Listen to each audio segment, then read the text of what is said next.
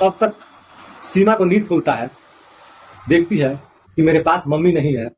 तब तक एक आवाजें आती हैं तेज तेज से। अब वो सीमा उठ के जैसे जाती है और पर्दा हटा के देखती है, सीमा के पांव के नीचे से जमीन खसक जाता है और गुस्सा में आती है। और वहां पे एक पीतल का लोटा रहता है, तो वह लोटा काफी भारी रहता है। वो लोटा उठाती है और अपने पति दिनेश के सर पे एक लोटा धड़ाम दे मारती है, जो कि दिनेश वहां पे गिर जाता है और मर जाता है। आप सबको नमस्कार, मैं अब्दुल सैफी, जो कि आप देख रहे हैं अब्दुल सैफी सफर। एक बार फिर मैं न्यू कहानी के साथ। एक कहानी है राजस्थान के एक गंगानगर का, और ये सच्ची कहानी है। वहां पे एक छोटा सा परिवार रहता था। उस परिवार में एक सीमा नाम की एक औरत थी, जिसका उम्र 24 साल था, और उसका पति का नाम था दिनेश, जो कि दिनेश एक मोबाइल का शॉप चलाता था। और उन लोगों का जिंदगी बहुत हंसी खुशी से कट रहा था। लेकिन उन लोगों का दोनों का शादी हुए 2 साल हो गया होता है, और सीमा बार बार बोलती है कि दिनेश, हमें मायके जाना है, क्योंकि मेरे शादी का 2 साल हो गया है और मैं एक भी बार अपने मायके नहीं गया हूं 2 साल में। तो दिनेश टालते टालते अब ठंडी आ जाता है, जो कि कड़ाके का ठंडी पड़ती है, और उसमें सीमा बोलती है, दिनेश, मुझे अपने मायके जाना है तो जाना है किसी हाल में। अब दिनेश बाइक निकालता है और सीमा को बैठाता है और उसके मायके लेके चला जाता है। वहां पे जैसे वो लोग जाते हैं, तो सीमा के माँ बाप खेत में थे। जैसे वहां पे हाल जाता है कि आपकी आपकी बेटी और आपके दामाद आए हैं, वो लोग खेती छोड़ के सीमा के माता पिता भागते हुए घर पे आते हैं। नाश्ता पानी देते हैं लोग, और जैसे शाम होता है, खाना बनता है, सभी लोग खाते हैं और अपने अपने रूम में सोने चले जाते हैं। अब सीमा 2 साल के बाद आई थी अपने मायके, तो चाहती थी कि मैं अपनी मम्मी के पास सोऊं। अब सीमा अपनी मम्मी के पास सो गई, और सीमा का पति जो दिनेश था, वो एक रूम में सो गया। लेकिन दिनेश का तो चैन ही नहीं आ रहा था। लेकिन दिनेश को नींद नहीं आता है, चैन नहीं आता है, क्योंकि वो 2 साल तक अपनी बीवी सीमा के साथ सोए रहता है। उसको अकेले नींद नहीं आता है। वो फोन करता है, सीमा मेरे पास तुम आ जाओ। सीमा बोलती है, दिनेश, तुम्हें कुछ लाज है, शर्म है? मैं अपनी मम्मी के पास सोया हूं, मैं कैसे आ सकता हूं? मम्मी कहीं देख ले तब क्या होगा?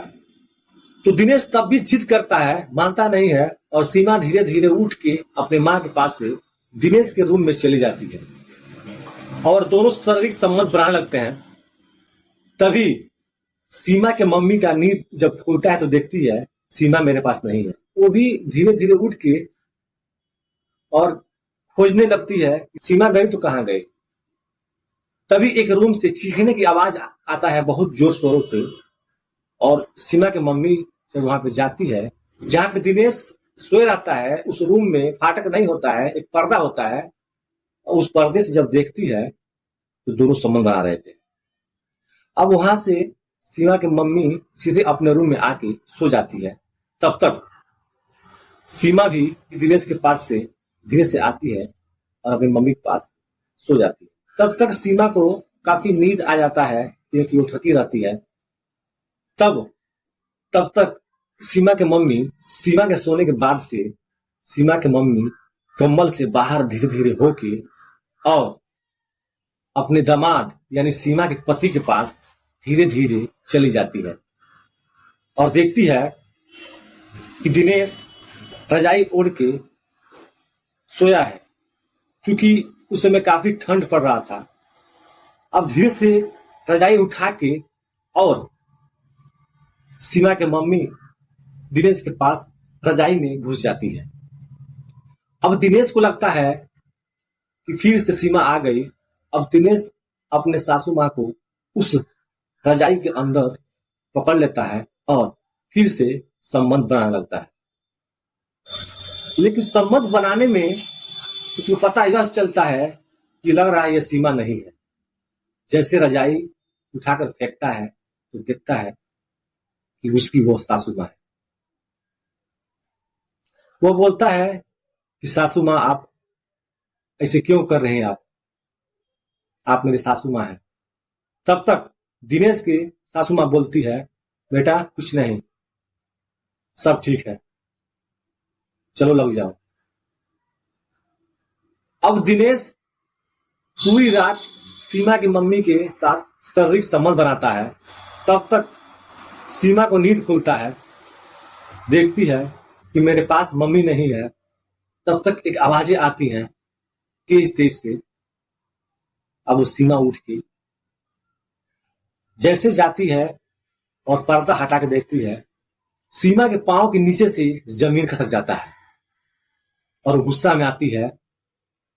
और वहां पे एक पीतल का लोटा रहता है, तो वो लोटा काफी भारी रहता है। वो लोटा उठाती है और अपने पति दिनेश के सर पे एक लोटा धड़ाम दे मारती है, जो कि दिनेश वहां पे गिर जाता है और मर जाता है, क्योंकि उसका चोट पीछे कोई नस पे लगा रहता है और तत्काल वह दिनेश मर जाता है। लेकिन सीमा और सीमा के मम्मी को लगता है कि दिनेश बेहोश हुआ है। तब तक वो भागे भागे सीमा जाती है, अपने पापा को बुला कर लाती है। उसके पापा आकर जब नस चेक करते हैं तो उनको पता चलता है कि मेरा दामाद नहीं। अब ये तीनों लोग परेशान हो जाते हैं। जैसे सुबह होता है, पूरे गांव में हल्ला होता है कि फलाने की दामाद मर गया। अब वहां पे जैसे पुलिस पहुंचती है, लाश को अपने कब्जे में लेके पोस्टमार्टम के लिए भेज देती है और सीमा से और सीमा के माता पिता से पूछताछ होने लगता है। तब तक पोस्टमार्टम में यह पता चलता है किसी न किसी वस्तु से उसके पीछे सर पे मारा गया है, तब उसका मौत हुआ। अब सीमा और सीमा के सासू माँ को पुलिस रिमांड में लेती है और जब कड़ाई करती है तो सीमा सारी बात बताती है। सीमा को उठाकर पुलिस जेल भेज देता है और सीमा की माँ को कुछ दंड लगा के उनको रिहा कर देता है। तो गलत ही काम गलत होता है और आज नहीं तो कल भुगतना पड़ेगा, क्योंकि सास वह दर्जा है माँ के बराबर होता है। लेकिन ये दुनिया इतना जालिम हो चुका है, अपने हवस के चक्कर में किसी को तो दुनिया पहचान नहीं पाती और पहचानते हुए भी यह गलती कर बैठते हैं लोग। तो वीडियो दिखाने का मतलब ये नहीं कि मैं किसी की भावना को मैं आहत करता हूं, नहीं। मैं सिर्फ ये वीडियो इसलिए दिखाता हूं और आप लोगों को बताता हूं, इससे आप लोगों को सीख मिले, क्योंकि भविष्य में कोई ऐसा कोई गलती कदम न उठाए।